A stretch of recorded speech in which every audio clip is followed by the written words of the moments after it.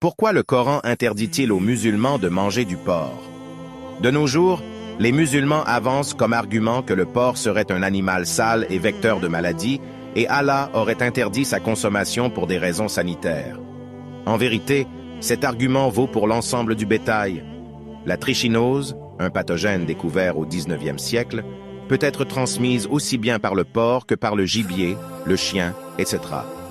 De plus, tous les animaux sont susceptibles de transmettre des bactéries potentiellement mortelles si leur viande est mal cuite ou mal conservée. D'autres animaux, à l'instar de la poule, sont beaucoup plus sales que le cochon puisqu'ils peuvent se nourrir d'excréments. On dit qu'ils sont scatophages. Or, le Coran n'interdit pas la consommation d'animaux scatophages.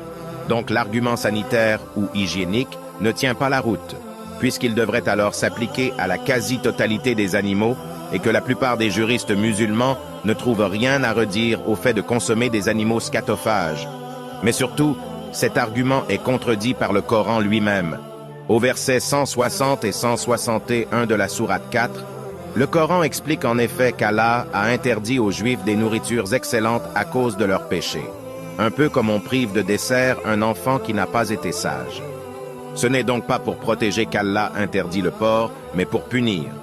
Le porc faisait partie de ces nourritures excellentes interdites aux Juifs suite à leur désobéissance. Les musulmans qui qualifient la viande de porc de sale ou dangereuse contredisent la parole d'Allah.